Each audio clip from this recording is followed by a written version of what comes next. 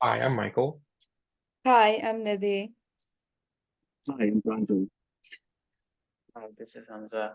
So, our topic delves into the intricate relationship between unemployment rates and crime rates across various states in the US. By analyzing data sets spanning from a decade, including detailed information on unemployment rates, personal income statistics, and crime rates, we have uncovered significant insights into how economic hardships impact criminal behavior within communities. Our rigorous data cleaning and integration processes ensured accuracy and reliability, allowing us to present a cohesive analysis that policymakers can leverage to develop targeted strategies for crime prevention, economic resilience, and community welfare. So in our finding, we found out that underscored the importance of addressing socioeconomic factors such as unemployment to foster public safety and community well-being. Policymakers, as our key audience, can utilize these insights to allocate resources effectively, formulate evidence-based policies, and promote inclusive economic growth and social cohesion. Our data-driven approach not only sheds light on the correlation between unemployment and crime rates, but also offers actionable recommendations to creating a safer and more prosperous society for women. So let's dive into the stories, and our first story would be Our first story is how does the unemployment correlate with different types of crime across the states?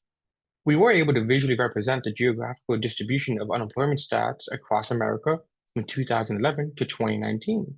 For example, California, Texas, and Florida have the highest unemployment rates, which is noted with the light green and red colors.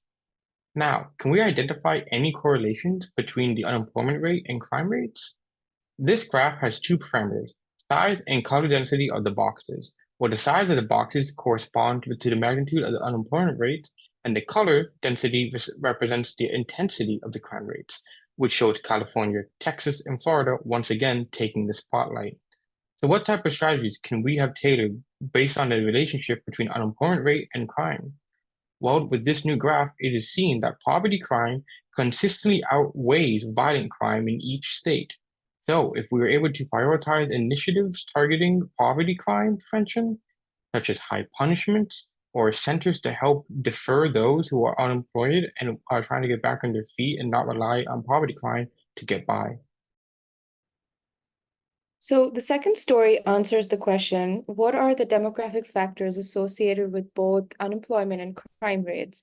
So the first graph answers the descriptive question, which is it's illustrating factors such as race, education level, and gender variations along all the US states and the years, and it provides some insights into the demographic disparities and their potential correlation with unemployment and crime rate. Now, secondly, when we move on to the predictive question, in our study, we came up with one strong commonality. That was income.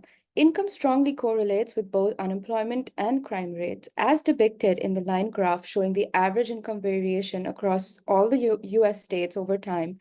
Higher income states tend to have lower unemployment rates and lower unemployment and crime rates. Conversely, lower income states face challenges related to unemployment and crime.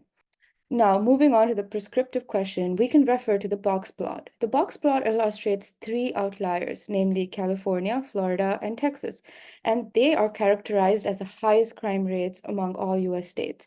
These outliers are visually represented by the data points significantly above the upper quartile.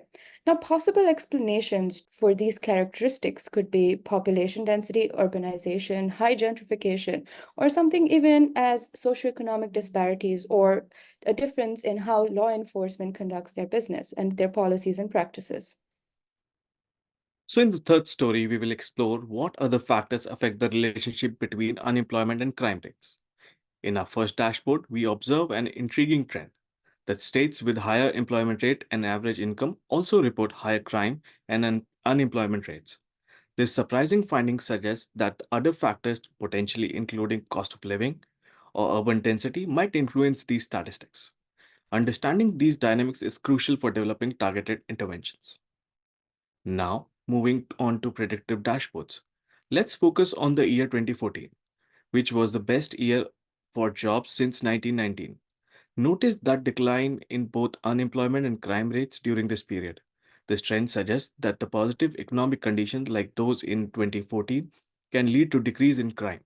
It's crucial to understand that the fluctuations in economic conditions can have both negative and positive trend. Now, our final dashboard is prescriptive. It shows how policymakers can use these insights to prioritize the resources for intervention programs. For example, regions with lower average income and higher rates of property and violent crime should be targeted first.